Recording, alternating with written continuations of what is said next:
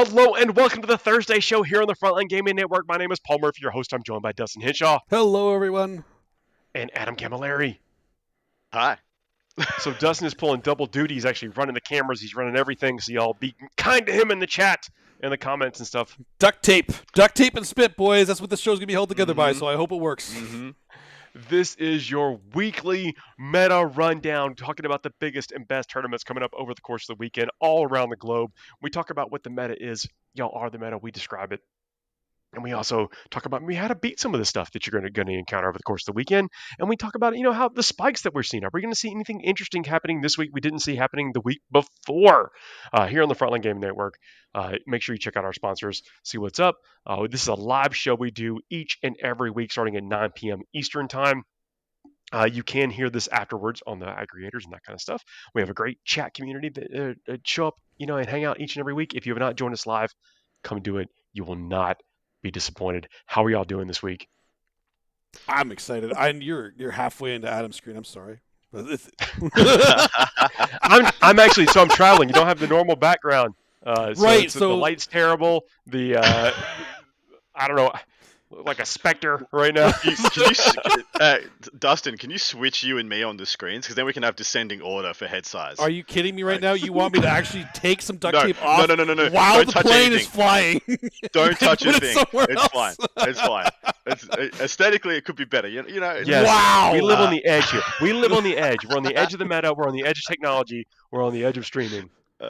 We have two awesome events coming up for you this weekend. One of which where Paul is at right now, which is the US Open Series in Chicago, and the other one is Battle for Salvation. We have New York versus Chicago. First and second seeders of the US duking it out for who's got the better meta, who's got the spicier goodness, and we're here to tell you all about it. So sit down, wet a brush if that is your want, continue your jog if that's what you're doing, and yeah, let's get cracking, lads. I will say, unfortunately, as we have become accustomed to with the US Open Series, the factions did not get listed, and the lists were not open. So I got some information on this. Is it because the players are not really even asked to even do that until we get closer to the event? But we do actually have lists from some of the top ITC competitors, coming into this weekend. So this is a slobber knocker of an event. Just to tell you guys how crazy what we have coming up for you is. So the US Open Series in Chicago is possibly the most stacked event we've seen in the US since the last LVO or possibly ATC. There are 7 of the top 10 in the US, and most of those guys are sitting in the top 10 or top 20 in the world as well in attendance. And guess what, guys? We have every single one of their lists. The lists are locked for the event on BCP. Only on the Thursday show. But through the powers of the Thursday show, we have all freaking 7 of them for your viewing pleasure. Let me give some shout out to the folks in chat. See some new names as well. Big Papa SC, Freakoid. It's like we got Jack Harpshire in the chat. Haven't seen him in a bit. Tanya, Artemis Steve, Restaurante, Artemis. Wolf Priest, Carl, Norger Matthew. Thanks for coming and hanging out with us, and anybody else is doing it as well. Really appreciate that. Let's say we do this live each and every week. There's a live chat. Come hang out with us. Come hang out. Let's hit a transition. Let's get that first slide up. There's not much to see here, but what do we got? We didn't do it, but there's 2 Voten there apparently. 2 people of the 70, 80-ish people who enlisted their faction, 2 of them were Votan. I thought that was funny. This is the first week Votan's in full effect, though, isn't it? Or even though it only has a skeleton of the possible model range, it's still in effect, right? Well, I mean, I'll give it to you. It's actually, I'm kind of on the fence of like when you just get kind of the teaser box, the promo thing. It's like, when does that become available in tournaments to play? And then it's like with limited model range, you kind of it's almost like dictated what you can take in your army. Yeah. We don't know what it's going to be yet. But the organizers, I actually believe 100%. If you're doing tournament organization, do it how you want. Let in what you want, kind of thing. When you allow one of those promo boxes in, up to the individual organizers. But yeah, it's an interesting problem to have because we've had boxes, starting boxes like this before. We had it for Sisters, had it for Orcs, had it for I think 1 or 2 others where you could only get the new models in the box with the codex. But those were for models that had existing armies before. Like Sisters already had an army, had a book before. Whereas Votan's brand freaking spanking new. If you can't afford the box, you can't play the army yet. So it is an interesting conundrum for which way they went. And of course, GW, they're always the models exist, they're in the world if you've bought it. And I'm of the opinion with this Votan box, if you bought the Votan box, you bought enough of the Votan boxes to play you a whole bought army. 6 Votan boxes. And you only have like 3 units in your army because that's all that's in the box, you should be able to play it. I agree. You should be all the power to you. Go for it, son. Get stuck in. But how many players, how many rounds we got for this? There's 156 players, 8 rounds, so it's a big one. And 8 rounds actually helps you get, I think that gets you down to, are they doing a top cut, do you know? It's no top cut, but there will be brackets. So what okay. it is that once you, after round 4, you're then competing against other people in your bracket for top prizes of certain things. All right, makes sense then. Perfect. So you'll be able to follow along with this. So here's a little bit of a shameless plug. This weekend, I will actually be doing the commentary for this event on the Warhammer Twitch stream. So you can go to twitch.tv/Warhammer. You will see myself and Mr. Nick Nanavati doing commentary for all the rounds across this tournament. So you may even see some of the people we are talking about competing on the streams. Well, seeing as we've got 7 of the top 10, you can almost guarantee towards the pointy end of things, some of these guys will start to shine. Let's go over and check out the first ones. Like I said, 7 of the top 10. You can't see these lists anywhere else unless you're driving in a car or on a plane with these guys to this event or cracking a beer with them at some point. So this is a bit of a spoiler, and I'm pretty excited about it because I think it's just a really cool thing we get to do. First up, we have Mr. Jack Harpster, winner of Nova. To Nova, he took a brand new army to himself in Necrons, and now he's going to another super major, taking a brand new army to himself in Harlequins. Harlequins, not an easy army to play. I see. The Necrons, what you did with Nova with, a little bit more straightforward to play. The Harlequins not necessarily always considered to be straightforward. Yeah, but hold on a sec, guys. Twilight, dude. Twilight. It's not light. So let's break this down for a little bit. So Jack Harpster, ranked number 1 in the USA, he's playing Twilight State at Harlequins. He's got a battalion, Shadow Sea and a Troop Master, 3 max units of troop. That's 12. I forgot they went to 12 until I counted this 3 times. I'm like, oh, there's 12. I'm like, oh yeah, they do go to 12. 3 into 12, 3 into 5, a Solitaire, 5 Star Weavers, and then a patrol with another Shadow Seer and 2 more units of 5 troop. This is usually we see this as the Oops all Star Weavers build, that every one of them has a 5-man. This one has 5 units of 5 with 5 Star Weavers. The 3 units of 12, I think, is a concession to the Games Workshop style terrain, and I think the Games Workshop style terrain is just patent built for big units of troop. You can just hide them so easily. You can get them into that first engagement really effectively. But I've kind of forgotten what Twilight does. Does anybody remember? +1 attack, +2 consolidate pile-in, and their strat, I can't remember what their strat is. I feel like it's heroic for the troops too. Could very well be. Correct for me, I'm wrong, chap. I know the +1 attack and the 2-inch consolidate and pile-in is the main thing. What do you reckon about this, Paul? Yeah, I actually like it, and I think you're dead on with the player knowing what the terrain is. Being a veteran of now the circuit and playing with the terrain, being able to really effectively use assault-based armies, and these the Harlequins do it better as well, or sometimes better than most other armies. Exactly right. The strat is 6s to hit auto wound. And when they can have is it 4 or 5 attacks each? That's a lot. Well, +1 attack, so yeah, it's 5 attacks each. I think they're gonna kill knights with just 6s to hit. That's nasty. Yeah. Yeah. Auto and James coming in with that in the chat, is basically auto wounds. Yeah, I think you're dead on. It's no matter, you're gonna come all the attacks. You get all the attacks, and you're gonna be wounded on 6s. It's an army where you have to worry about getting wrapped as well, because with the 2-inch consolidate pile, it can reach out, tap a bunch of stuff you think is safe, get around corners, get around angles, wrap around stuff behind the engagement as well, go into a screen, kill the screen, try point a character behind it, that kind of stuff is just really, you're really able to do it. And Jack's a master of the combat phase. He taught me so much. Oh, thanks, Jack. No, perfect. We had Jack telling us what his list does. Yeah, this is 5 perfect. to 6 attacks. And I got to call out a name I haven't seen, Heroic Scale Gamers, in the chat. Loving all the new folks coming in the chat. I'm telling you, we have a great chat community. It's like the third cast of the show. It's like it's Yeah. so awesome, and they keep us honest and let us know. And we're going to be talking about events and lists and stuff like that. If you happen to be going to the any of the events that we talk about, and you want to throw your list in the chat, be so bold as to call that shot. Let us know what's up. We're here. We want to see it. We want to see it. But yeah, I love this list. I've been waiting for something like this for a long time. I thought when I first saw the Codex, and I saw the WTC terrain packet, I thought, oh wow, someone might just pull out Harlequin Horde. Like, it might just pull out Oops All Troops, and just flood people with -1 to win, 4+ invuln, crazy clowns. This is kind of getting there. It's like 36 before you go into 36 just in big squads before you go into the 5-mans. It's a lot. It's a lot of crazy clowns. And let's go one step further than that. It's a lot of troops that in some formats they may never get out of your deployment zone or whatever, but with a really predictable terrain experience, exactly, you're able to get these on the table, and you may get them into combat with all those 36 might make it to combat. Yeah, exactly right. The other thing that gives me pause, and I suppose this is Jack's skill as a player, but there's armies out there like the Sunshark bombers, who will give this a lot of harm. Because you got to have some of these bombs starting on the table. They don't arrive from reserve and make charges very easily. So going second versus 2 bombers, you could just find yourself losing halves of 2 different units because they both get bombed and then shot up a little bit. So that kind of stuff could be really tricky for him to avoid. And I say that because 2 of the lists coming up for the rest of this pack are Tau, and we're going to hit what are we next seeing one next? Right now. Yeah, we got Mr. Tom Ogden. He's ranked 2nd in the USA. We're not going to spend a huge amount of time on this one because we did the exact same list a couple of weeks ago, and it hasn't changed all that much. But I'll give you the run through. He's playing Tau Sept.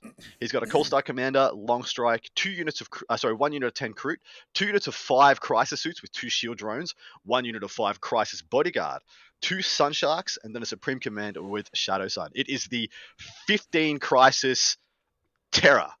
This thing is absolutely hellacious, and my God, it is fearsome. Especially in a player's hands who knows what's up, knows how to deal with it. I mean, there's nothing more just withering than sometimes Tau firepower, and this has it just all over the place. Exactly right. And once again, this is built really well to negotiate the terrain here, whereas those big units can sometimes be really cumbersome to hide on some tables. It's very easy to get angles on them, especially in the mirror match and stuff like that. GW terrain offers them the ability to just be like, you have no options to shoot me turn 1, that kind of stuff. And I think I just saw Mr. Ogden comment in the chat as well. These players, I like it. These players are coming. They're coming here to see what they're going to face this weekend. Get a little bit of intel. Yeah, so that's how you know. They know what's up. Yeah. We the Thursday show team, drugged, corralled, blackmailed to get all these lists for you guys, and now they all have to show up to see what the other guys are taking. So the other guys are the only ones not getting the It's advantage. the master plan for the Thursday show to get more views.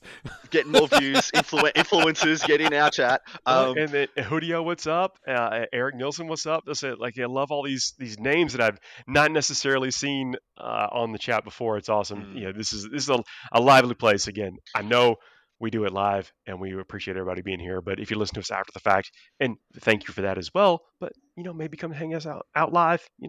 If your schedule suits it. Exactly right. Now we're going to head over to the next one. Unfortunately, Tom, we have covered your list twice already. This is the savage. It'll just table you. If you don't play appropriately into it, it can really table you very quickly. But we're going to head over to the next one, which is Mr. John Lennon, ranked 3rd in the USA. He's playing Hive Fleet Kraken Tyranids. I've been waiting for him to do this, by the way. I think Tyranids is actually his favorite faction. I mean, this is a great player, the ability to bounce around to different things, but I believe Tyranids is where he'd prefer to be playing. And if it's not Tyrion, it's Hive Mind. He's a Hive Mind super faction specialist. And it's been a while since I've seen him take the Hive Mind. Although he took I can't remember if it was a major GT at Crucible last week or the week before, which he smashed. So he has taken a Walkerant. He's got a Neurothrope, 10 Gargoyles, 3 Tyrant Guard, 2 units of 3 Zoanthropes, 3 Venom Thropes, 2 units of 5 Raveners, and 3 Biovores in a patrol. And then it's a second patrol with a Flyerant, 3 Warriors, 3 more Tyrant Guard, a Parasite of Mortrex, and then a Fortification Detachment with the Sporocyst. Dustin, what does a Sporocyst do? Why is he taking it? What even? It's one of the few things in actually, I guess Gene Stealers do it now, but it actually infiltrates. It spawns Spore Mines, so it produces free points for you. Has decent shooting. Like it's 5 hits on 5s, whatnot. But it's actually a menace because you have to deal with it. It'll also extend your synapse range. So it Oh, will really? Yes, it By does. itself? If it's getting synapse, it will extend it. Mm. So it is actually it's a menace to deal with because you have to. Otherwise, the synapse getting extended. It is spawning spores every turn, just like biovores. It's actually something that I love. I used to run 3 of these a long time ago before it is in the new way it's run. But I love the Spore Assist. I think they're actually a great tech piece. Having one of them in a list, I think is great. If you're an army that has a lot of fly or you kill spore mines really easily, you can negotiate this and ignore it. But if you're any mere mortals, you got to kill this thing quick. Otherwise, it gets too much value over the game. It's really frustrating. It's one of the few things that can spawn mucilid spores too, not just the small ones. It can spawn the big ones too. Spot on. And he's got this paired with the biovores, right? Is he trying to corral his opponent into death zones where he just smashes them with Raveners and Flyrants? It is definitely movement blocking that he's putting this in for. Biovores are great for that. And 3 of them, you can get up anywhere between 3 and 9 spores. It is a pain in the butt to navigate around, especially things like if you're seeing 12 troops kind of trying to run by these things, a bunch of them are going to die doing that. So it's actually good against those kind of lists too that have to make that move through them, right? Exactly right. I think this is a phenomenally good list. I think John's going to go really deep with it as well. 2 units of Zoes and 2 units of Tyrant Guard as well, I think is quite interesting. Is that because Kraken also makes them pretty quick? It makes them quick, but it's also he has the Flyrant and the Walkrun, so maybe he wants to be able to protect both of them and be able to move one of them up the board. Yeah. So it's so they don't have to stay together and still be protected by the Lookout Sir, right? Look, if you're a long-time listener on the show, I'd like to point out that Dustin mentioned the Walkrun without disdain in his voice. Yes. And it would have gone unnoticed if he didn't just mention it here. We've broken people. We've broken. No, I'm already broken. I'm already broken. I still hate it. And I'm just still hate it. I have too many things to worry about right now. I can't rant on the Walkrun right now. It took months, boys. We did it. We did it. Got it. It is not done. It is not done. Not even close. This is not over. All right. This is not over. Over to the next, we have Mr. Stephen Crawley. He's ranked 4th in the USA. Playing Necrons, Expansionists, and Conquerors. He's got a Patrol, Chronomancer, and a Walking Overlord, so not even a Catacomb Command Barge. 5 Immortals, 2 units of 6 Scorpex with 2 Plasma Sights in tow. The full max unit of 7 Locust Destroyers, an Outrider, 2 more Chronomancers, 2 units of 3 Scarabs, 2 units of 6 Ophidian Destroyers, 3 Tomb Blades, and the Silent King. So that's essentially 4 Millibombs, 1 Primo shooting unit, and then a bunch of MSU. Surprisingly, I like this. Yeah. Me too. He's committed a lot to characters, though. 3 Chronomancers. Yeah. We don't see those, but I think he's actually bought himself some flexibility here because of the Tomb Blades and the Destroyers. So that's what I think. I think that you can get a little bit creative with the list because of those things. And I have to, but maybe he's invested too many points in there because I have to feel like the things you just mentioned are to support those units. Well, it's 200. They're 75 each. It's 210 odd points for the 3 Chronos. So it is a lot of points. It's essentially he's got what are his detachments? He's got a Patrol and an Outrider. He could only have 2 HQs and he's taken 4. So he's got to have a plan. It's like, does he? And Ophidians already have a Invulns and the Scorp. So it's 2 units of Scorpex and the Locust Destroyers probably have a 5-up all game, right? Unless he's sending out Scarabs, sending out Tomb Blades. Maybe that's the trick. Maybe it's just like, well, if you want to kill any of my stuff, it's all toughness 5, -1 to wound on the Scorpex, 5-up invuln. Wait, do Ophidians have an invuln? I didn't think they did. I thought Ophidians did have an invuln. I thought they're -1 to hit in combat, but I didn't think they had an invuln. Maybe you're right. Chat, let us know. Yeah, absolutely. Which is actually good because that's one of the things that they were lacking, I felt, because their save is 1 less than the Scorpex, I believe. So giving them a 5-up invuln makes them that much more durable, which is actually really good. Well, they don't have that is true. They don't have an invuln. There you go. For some reason, I thought they had a 5-up. Yeah, never mind. Maybe this is what I was assuming. Feels like it because you've been beat by Necrons so much. Hey, you got everything. I haven't lost Necrons yet. Okay. Big man. I got a draw. I got a draw with Necrons my last event, and apart from that, I haven't dropped a game to them this edition. So there you go. Adam has cracked the code on Necrons. Solved. Yeah. But the Chronomancer also gives rerolls to wound, which is something we forget all the time. So the rerolls to wound does come in quite clutch a lot. So yeah, I like this list. It's really well rounded. Steve's going to do extremely well with it also. Yeah, I like the choices here. I really do. Me too. On the GW terrain, I like the choice as well. One big shooting unit on GW terrain sounds good because you can keep it safe and you can use it appropriately. Like you can touch the big ruins and shoot through for good angles. So yeah, I like the choices here.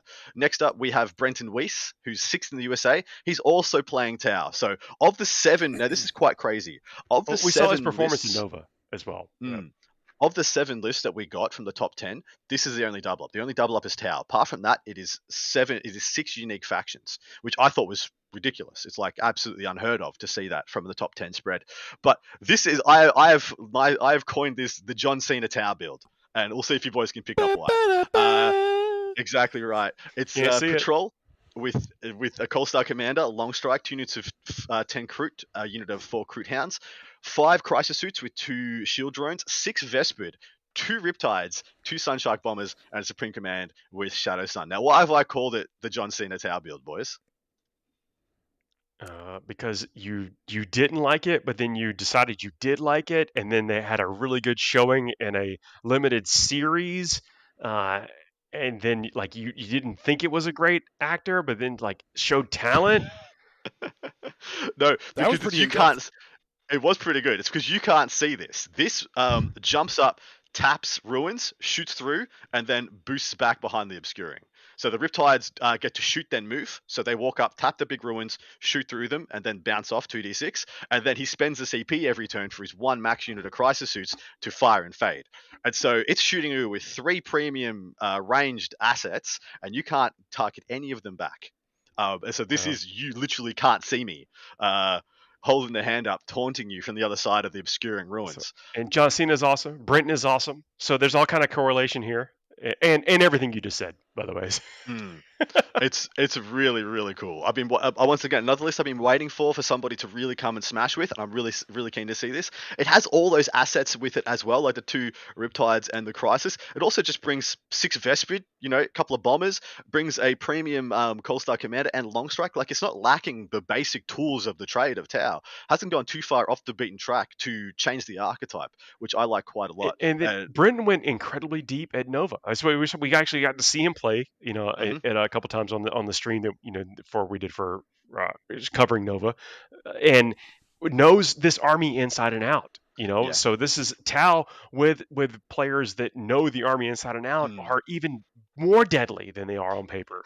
So if I had to draw a correlation for what this will be like for the opposition, do you remember guys playing against Talon tank commanders in 8th edition? Oh God, they would shoot and scoot. It's literally that, but Riptides and Crisis Suits. So better, better in every way. Better. All right. Nice. What's next? Next up, we have Mr. Brad Chester, ranked 7th in the USA. You can tell how competitive a year it has been in the US scene when Brad isn't like top 5. So he's 7th. Okay, there you go. He's our basically our canary. He's our barometer. He's our barometer for how strong the season has been. He's playing Demons, boys, and he's got a Khorne detachment and an Undivided detachment. Starts off with the patrol with Be'lakor, 3 units of 10 Bloodletters, then a battalion with a Bloodthirster, a Flux Master, a Trance Weaver, 10 Blue Horrors, 2 units of 10 Demonettes, 5/5/4 for a total of 14 Flamers. What do you think of this one? As far as a demon list goes, it has the tools that it needs, I think. The Flux Master, I wonder what the Flux Master is for. Is there something specific that he brings to the table? So the Flux Master can take, I can't remember if it's a Warlord trait or not, but he gets the psychic power to retain your warp dice, and he also can do a psychic action in addition. So every turn he retains your warp dice if you want, and the psychics his tricks of the trade. That's why he gets brought in. He's a very great enabler. Go in the middle, do warp ritual or psychic interrogation. Grab the 2 warp dice, save them for next turn, so you can have the big 4 or 5 dice turns. And then the Transweaver is the one that's interesting to me. I don't know what the hell that one is doing. Is it just there for the Is it just there because he wants Cacophonic Choir, so we can debuff a bunch of and dump debunch leadership and dump a bunch of models? So Nikki in the chat's like, I can't wait to see what his Warlord and Relic choices are. So I mean, I think this list is a great kind of template for figuring out what is the grand strategy here. Yeah, that's true. Are you guys the same as me? I look at these demon lists, and I feel like there's 1 or 2 units missing every time. I'm like, where's the rest? It's like they're always 1 or 2 short from feeling like, you look at the Tyranid army, Tyranid, best army in the game, and they've got so many more units and so many more wounds than this demon army does. I feel like one more unit of Demonettes and then like a unit of Screamers or something. It just feels like no Demon Army gets to be fleshed out. So I think there's a big weight on this new save mechanic for the demons. You know, That could be very true. And I think we don't necessarily know how that plays out just yet. Like, what does it really mean to have this save mechanic not play by the same rules that everybody else's save mechanic does? And if we've undervalued that, as analysts or players or whatever, then we're going to know when players like this take a list like this. Exactly right. But yeah, this is going to do really well. It's in great hands also do love Bloodletters. I think the meta might not be ready for having Bloodletter bombs back coming at their face, dropping 6 inches away and just coming and eating you in your boots. It's scary. That's this is what we've talked about this on many shows. It's like this list can effectively get in there and locust your face off. Spot on, dude. Spot on. Okay. Last list we will be covering from this juicy top 10 of Chicago, and Mr. Anthony Vanella, Mr. Violence himself, ranked 9th in the USA. He's playing Heretic Astartes, Emperor's Children.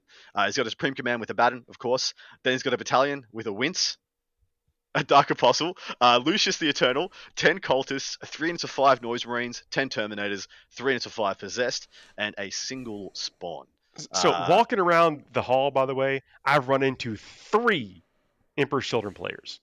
As soon as I said the Wince, I just paused because I had to see Dustin's face, and it was worth it. Sorry. Oh yeah, it was the cringe was real. Yeah, but 3 so far that I've personally encountered 3 Emperor's Children players. That means I don't think I've encountered them all. I mean, Emperor's Children is a hot faction right now. It is. It really is. I think they are. I'm not sure if they're better or Creations of Bile are better on GW terrain, but either one of those archetypes for CSM on GW terrain are just cherry freaking ripe. I'm surprised I didn't see a Creations of Bile from one of these players. In fact, before guessing, I would have maybe assumed that could have been what Brad Chester was bringing. Turns out he's gone with demons. But yeah, this is a really strong list. It's got I love the spread of the 3 ultra aggressive crazy melee units in the Possessed, the small units, and then the 3 small units of Noise Marines. I feel like you get to hold your backfield great, you get to pressure the midfield great, and then you get to bully with the Terminators. It's a really nicely well balanced list. Yeah, I would like to see what this list would have if it didn't have a Baton. Controversial hot take. You're never going to see that. Why would you want to see that? They're never. Because I a lot of the time I see this army, and I played against this army before, end turn 4 with just the Terminators and a Baton.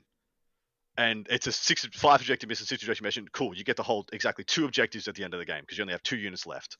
I feel like if you lost a Baton and got 3 other units in the list, maybe you get to that end of the game in a game where he's too efficient. He's just. I shouldn't say 2 is subjective terms. He is incredibly efficient. You're never not going to see it. If you don't see it, I'm not saying it's better. I just want to see what it looks like. I want to know. I want to know what it looks like without him, because I want to know because that'll tell me if he's worth it. If you don't get much without him, then he's worth it every time. Actually, this is not necessarily the topic of this show, but let's stray. Just indulge me if you can for a minute, audience, chat, panel. What would you take? What would you take? Yeah, I would take a Cursed Cultist, 2 units of a Cursed Cultist, and maybe flesh out for. Okay, sweet. You now spent 70 points. What are you doing for the other 270 points? I don't know. 250. I didn't say I had the answers. I want to see what somebody like Anthony would do. I'm not trying to put you on the spot. But actually, the reason I was asking is would you go more offensive or would you go more defensive stuff? It would be Chosen. You would take 2 units of Chosen, 2 units for Cursed Cultists, 2 5-mans of the Chosen with some claws, maybe like a Cursed Weapons, 2 units for Cursed Cultists, and just max out your board presence. Because what I hate seeing a lot from Chaos players is that turn 1 they have 1 unit of Terminators that goes into the middle onto an objective, and they've got 2 units of Possessed that have to go and sit on objectives in the midboard and just get killed with shooting and not do anything. I want to see them be able to put some dumb crap on those objectives turn 1 that they don't care about. things like accursed cultists that are actually cheekily a lot harder to kill than you think. Yeah, and Hyder Thor says, of course, more noise marines is the answer. Yeah. Eric Nilsson, I think, is saying that you take his bananas. Actually, I don't know what that comment is really. It is a bananas take to say don't take a banana right now. He's too freaking good. You'd have to see Tyranids not be in the meta to not want to take a banana. Is essentially the way I feel about it. He's also so good into Necrons as well, actually. So I think you're right with the Chosen, because they can take the icon and they'll actually get +1 to hit too, so they can even do damage if they need to. I think they're actually good at it. Better than Abaddon. One of the reasons I wanted to deep dive into that is again, not to call it out or put it on the spot or whatever, is because sometimes when we're talking about lists, of course of course take Abaddon, of course, and so now we're thinking like that is just the auto include for several lists, and so but it might not be, especially as the meta evolves in things. It's like you might find more things in your book of your options to attack what you really need to be doing to win more games. And so that's I thought it was cool to walk around that for a minute. So absolutely, thanks for throwing it out there. So that is it, boys. That is all the top 10 lists, 7 of the top 10 in attendance, and it's so wild how diverse it is. I couldn't believe it. I couldn't believe how diverse it was. The fact we had 6 unique factions out of the top 7 players. That's awesome. What and who is winning this? That's so hard. Now. Any one of these guys could honestly win this. Anyone that we just read out, honestly, is a contender to win. Absolutely, I'll call it. I'll throw a name out there. All right. John Lennon's. That's what I was going to say too. Nids. Yeah. When you have a great player playing a faction that they love, it's not necessarily just a meta choice or something or whatever, in a format that people are familiar with, then those things all check off. Now but also when I say that, we've talked about at least 2 other players. Both the Tau players are Tau aficionados playing in a format that they're familiar with. Yeah. And so it's gonna be a shootout in the last rounds. I think so Lennon's list is good into the whole field. Whereas there's some lists that are only good into that aren't good into the Tau aren't good into them, etc., etc. It's almost like the Tau, because there's 2 of them, they kind of hold the weight of power here. Like you're more likely to run into a Tau list out of this top than anybody else. And so if you're not good into Tau, what are you going to do? Or if you run into Tau on the table where there's got that little dead zone in the middle, which is it's one of the Dawn of War deployments, has like a real dead zone in the middle. That's going to be rough. Any one of these guys could lose the Tau instantly on that table, because every other list apart from the Tau list has really over-incentivized melee. I shouldn't say over-incentivized. Has incentivized melee because of the G-Dub terrain packet, because of how it works. Because getting into combat and staying in combat is the most effective way to deny your opponent's points and win the game on this terrain. Look, tune in. You can actually see these games streamed. We're going to be bringing you content on the Warhammer page. Tune in, see the game streamed. Yeah, see if we're right, see if we're wrong. Exactly right. So people are saying it's Ogden, and saying if you don't pick Ogden, you're wrong, because they say he's won of just about everything he's been to. All these guys have won everything they've been to. Lennon's won everything he's been to lately. Jack's won everything he's been to lately. It's crazy. He checks off all those boxes too. Again, faction specialist, knows what's up, player of the thing, probably familiar with the terrain format. But look, we call this. We actually just state stabs in the dark based on our analysis on what we think is going to win. And then, Dustin, do you also think has this any of the chat or our talk changed your mind? No, I'm still sticking with John. I believe in my hive mind, brother. I think John's a safe bet into this field. I think he shapes up the best into everybody. I think he's the most even shaper upperer. I would not be surprised if Chester catches some people out. The only thing that I feel like Chester's list doesn't deal with that amazingly is bombers, but that's only if they can play keep away from the flamers, because they'll die instantly to even 2 flamers freaking kill a Tau Sunshark bomber. But this is normally where we take a break and then throw in a word from our sponsors and show host station identification for the Frontline Gaming Network. I don't know if we're going to do that this time, so let me just tell you to go to the Frontline Gaming Network website, check out their mats, terrain, the basically pre-painted terrain. You can buy stuff there, pro up the whole your whole table experience. Check them out. They will really appreciate it. We appreciate it. So that was me doing that. At the end of the show, we're going to do one more. We're going to talk about one more tournament. And at the end of the show, we have a palate cleanser we call the Flagorpedo. If this is your first time here or first time listening, it basically almost never has anything to do with the Warhammer. I don't know if it will or won't. These topics are submitted. Some of them kind of do. By there we go. They're submitted by listeners or friends of the show or the chat or whatever. Hang out here for the next little bit, and you'll see what that's all about.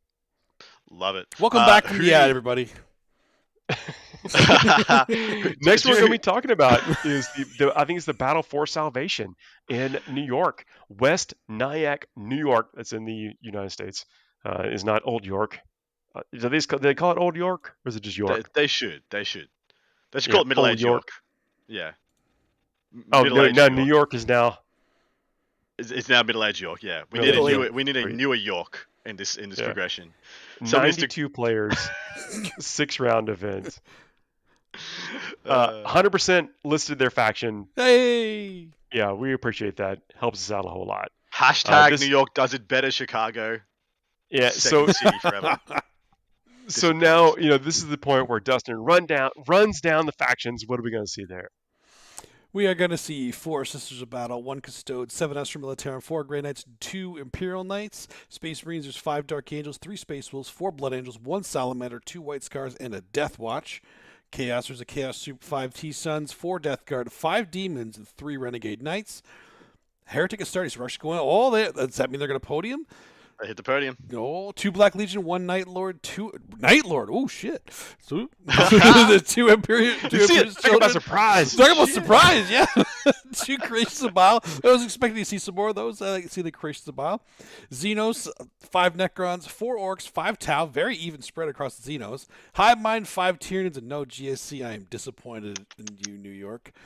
Eldari, there's 2 Drukhari, 2 Harlequins, 2 Assyriani, and 4 Inari, making the faction podium. CSM and Guard, topping it off at 7. What? Guard? Mm-hmm. Second, there's Nids, Tau, Necrons, Demons, T-Suns, DA, all at 5. And then Sisters, Grey Knights, Inari, Orcs, Death Guard, and Blood Angels at 4. Wow. Everybody sleeps on Guard, but I'm telling you, if the Guard just get a little bit of blessed rolling, they'll just table you. Yeah, you're Boys, done. You see the hashtag under there? Because I think this is the best spread we have seen of 2020. 2022, sorry. This is the best spread podium I've ever seen. Like, so many factions hit the podium at this event. It's insane. What do we got? 1, 2, 3, 4, 5, 6, 7, 8, 9, 10, 11, 12, 13, 14 factions on the podium. What the crap? It's the second best podium we've ever seen. What was the best? The GSC on last week. We do occasionally play favorites around here. Do you guys remember? Do you remember?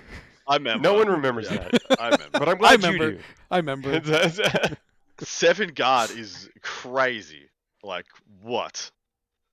What is... Yeah, that is absolutely amazing. I have seen some really good Guard builds, though. Yeah, so jumping in to talk about the players, funnily enough, the top 10 in the United States are all in Chicago. So, well, that's what has enabled this beautiful spread in New York. They're having fun there. They're enjoying the game of 40K. They know what it's about.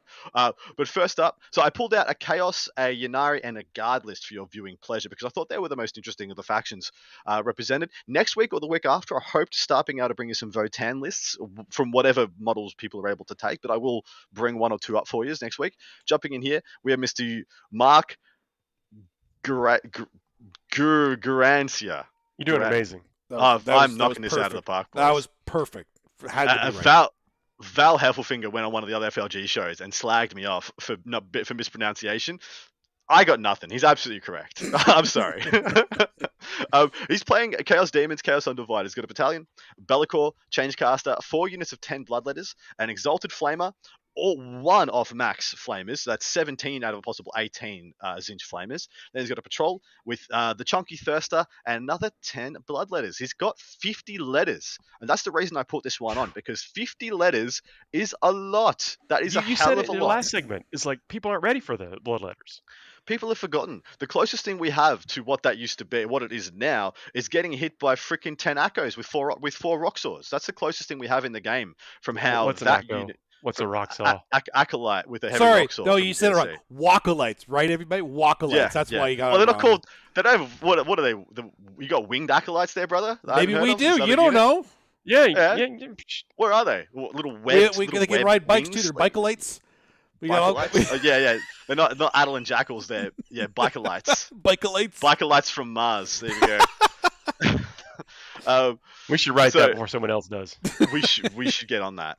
Actually, that's a great spin-off. There's a Warhammer Plus program for There you go. Almost max flamers. 50 bloodletters with the unkillable Thirster and Be'lakor in tow. This just seems like he's gone and gotten the best things and taken as much of them as he can. Yeah, I mean, Yeah. Be'lakor, Bloodthirster. Be'lakor, Bloodthirster seem to be like those are just you take those. You take those in every demon list because Be'lakor and the Bloodthirster with the wound gating is just awesome. And then of course Flamers are absolutely insane for what they do. And Bloodletters, I've never seen 50 before, but I mean if you're leaning into Bloodletters, why not lean into 50 of them? Spot on. 'Cause they're great. I'm here for the letters. I think they're really good. Jumping down to the next, we have Joseph Demastri. He's playing Eldari. He's got a Ynnari list, and this has just got so much stuff in it. It's a That's why battalion. it seems like these lists work, which is cool. Yeah, absolutely right. 3 Warlock Skyrunners, a Farseer, a Shadowseer, and the Yinkan. 5 Cabalite Warriors, 2 units of 5 Rangers, a big unit of 10 troops. 5 Banshees, 5 Striking Scorpions, a single Warlock, 3 Shining Spears, 3 Shard Runners, 6 Swooping Hawks, a single Falcon, 3 D-Cannon support batteries, and he's paying 2 CP because Baharoth is still that busted, and he wants it in his list.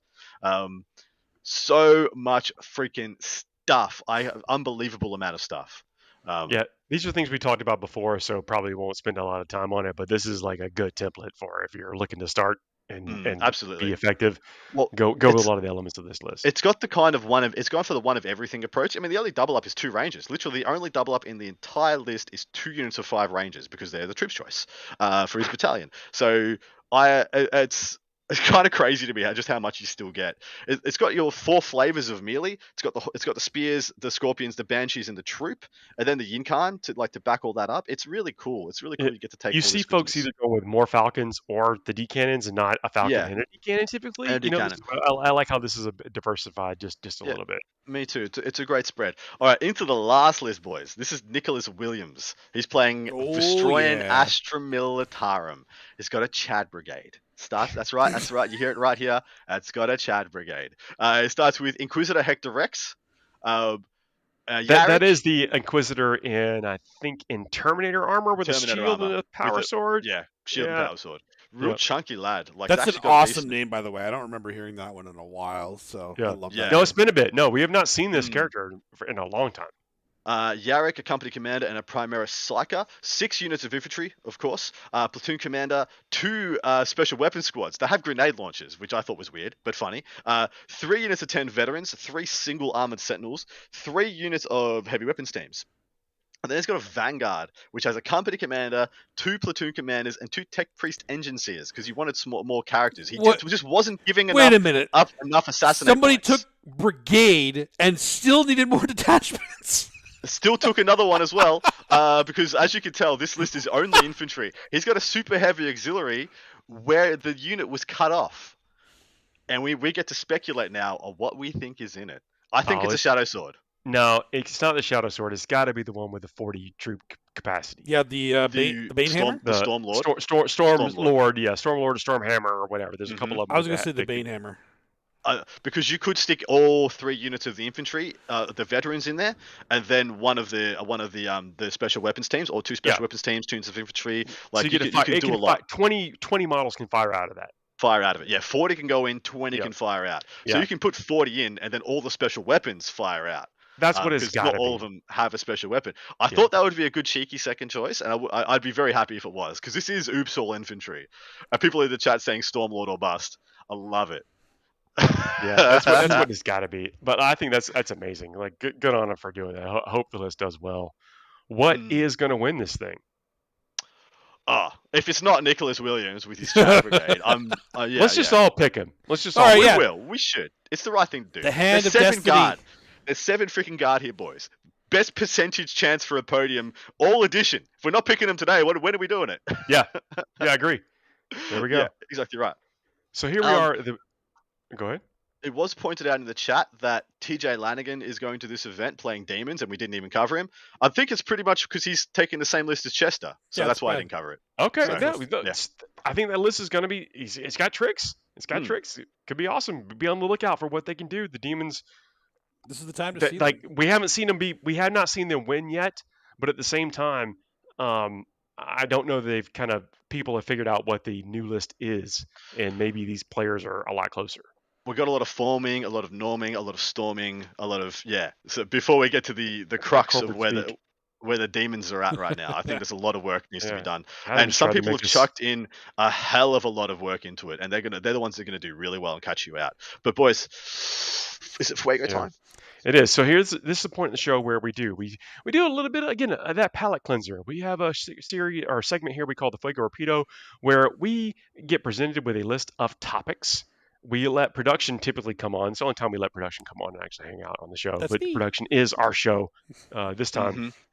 And we're gonna once the question starts, the clock starts as well. Once the clock is done, the 2 minutes for each topic is over. We abandon that topic. We can never come back to it again. What is the first question? All right, if you can see the questions now, there is definitely a theme to this, if you can guess the theme there. I can't see it. Nope. Okay. Well, I'll just read it to you then. First one. Aside from Leagues of Votan, what Warhammer character can hold a grudge like Michael Jordan? Oh. I reckon it's probably a Necron, because they've been alive for a bajillion years and still love torturing the Catan. So maybe it's Cesaric, the Silent King. Hold a grudge. I feel like Eldrad probably holds a pretty big grudge. Yeah, Eldrad's a good choice. I mean, you can take most of the Eldari. Most of the Eldari, right? Yeah. Eldrad just because they're the ones that are closest to AI and stuff. I'm gonna go with Gazgul. Against who? Against he who? Loves his rivals, doesn't he? Does he? He's like, yeah, he's kind of. I'm wrong. Until they die, then he doesn't like them anymore. Yeah. He's got a bit of a bromance going with Yarrick? Yeah. With Yarrick. He's like, I don't hate you anymore. You're good fun. You're good sport. Keep going, old man. Yeah, look, I'll be wrong. It's probably, Abaddon and the Emperor could be a good choice. Oh yeah, definitely. Any of the Demon Primarchs and the Emperor could be a good choice. Angron and the Emperor, that would be definitely a good one. Angron hates that dude real bad. I guess it'd probably be Magnus though. In your vein though. That's Magnus actually. He was, thought he was super right, and then ended up being super wrong. And he's like, you know what? I'm going to live eternal mad about it. Just be mad at everybody else that he kept making mistakes. Oh, sorry, he didn't do anything wrong. Sorry, even when presented with the facts, still no. Sorry, chaos now. Sorry. Yeah. Oh, solve that one. Solve that one. Done. All right, next one. What 40k factions would Wayne and Garth play from Wayne's World? Thanks for that. I'm making sure that you know what I'm talking. I didn't give you guys a chance to be wrong about that because that would have been embarrassing for everybody here. Wayne would play the cool guy faction, and Garth would play the pale imitation of that faction. I feel like Garth would play something like Tau. I feel like Wayne would play CSM. Really? Yeah, I feel like he's a Black Legion Legion guy. Yeah. Chaos. Yeah, I feel like Garth could play Tau or Sisters of Battle. Yeah, I feel like or Garth would be more of a technical player. I'm thinking Garth is an orc player. I think Wayne would be an orc player. You think Wayne's an orc player? I think Garth's an orc player, but they're all very converted. They're not they're orcs, but they're not orcs. So he's a hobbyist. Spends a million years on one truck. Yeah. Yeah, it's got to be perfect. That's what I'm thinking. And I think that's pretty close. And then Wayne, what is Wayne playing? What is Wayne playing? That's a good question. I still think it's chaos. Could be do you know what it is? He's got his what's he got? What's his guitar? The Stratocaster. So he's playing Noise Marines. Is that he's Noise Marines, Emperor's Children. 100%. I thought that He's would be a little too on the nose. Exactly. He's a wannabe. But Wade is pretty much musician. an on-the-nose guy, though. I think that's he's a wannabe musician. Yeah, I love it. I don't know. I'm not sold on the chaos thing. What do you think, Paul? I'm definitely thinking he plays a second founding Space Marine chapter. I just don't know which one it is. Crimson Fists. It could be Crimson Fist. Yeah, it could be Templars. Not Templars. No, he's not. Templars. He's not righteous enough. But I think he wants to be righteous enough. So Templars might be it. He did go on a spirit quest though. Yeah, no, Templars might be it. That is Fuego. That is all right. Next one. What 40K characters are on a mission from God like Jake and Elwood? Do I need to point out who this is? Yeah. Blues Brothers. Yeah. The Blues Brothers. Okay, just making sure. On a mission from God. It's Gaz and Makari. Yeah. But if we're going Blues Brothers, it's got to be.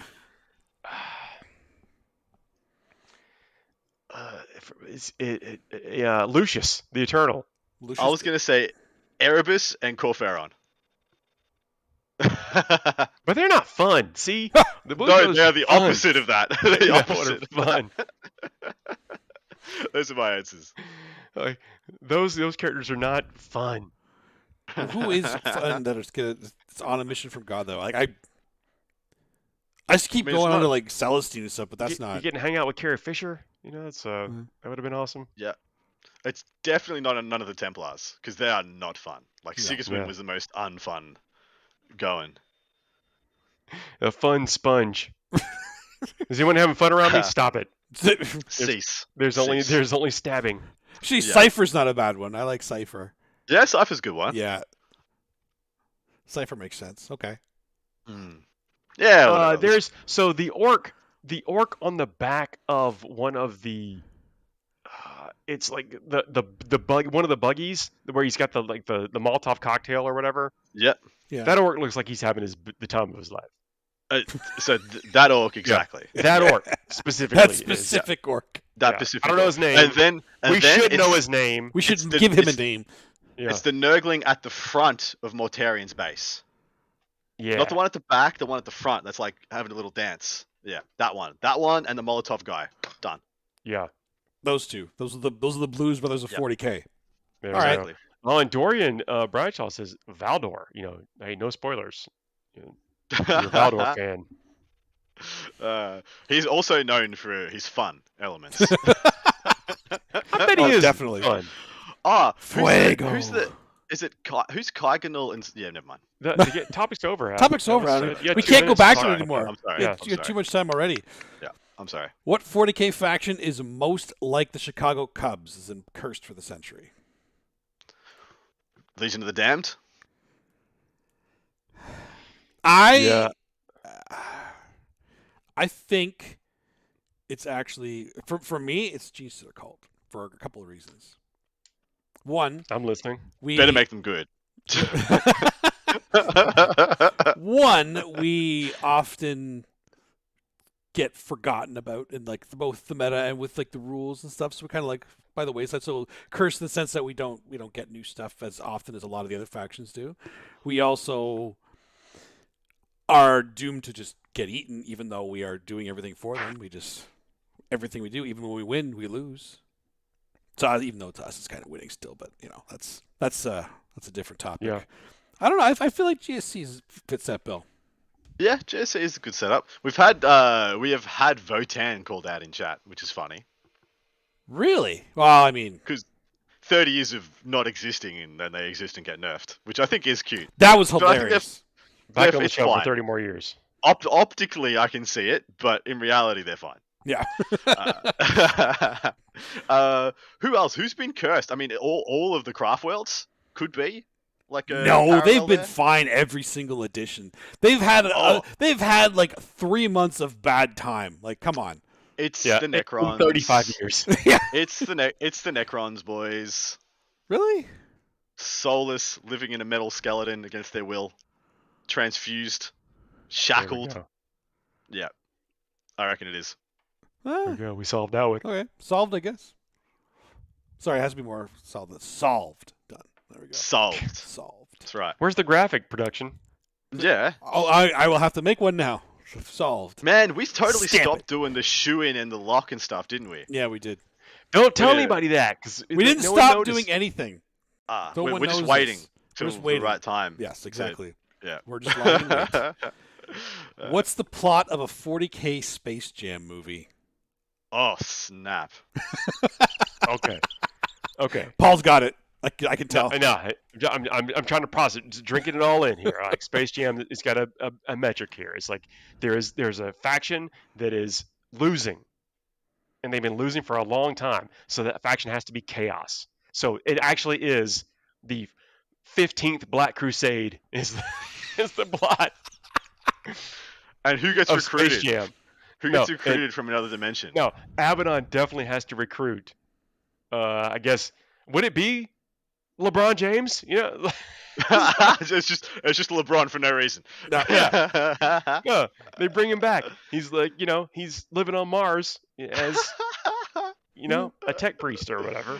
I love it.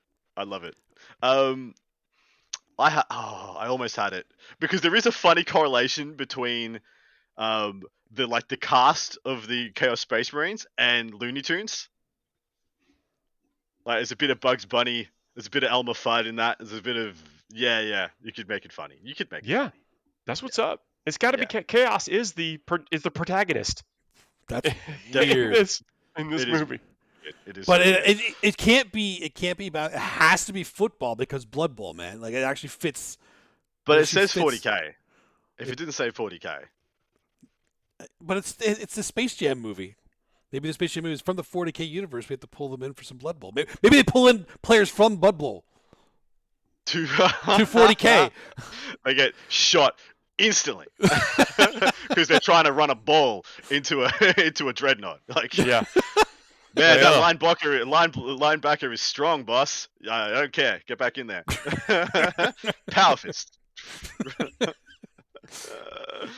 All right, Fuego.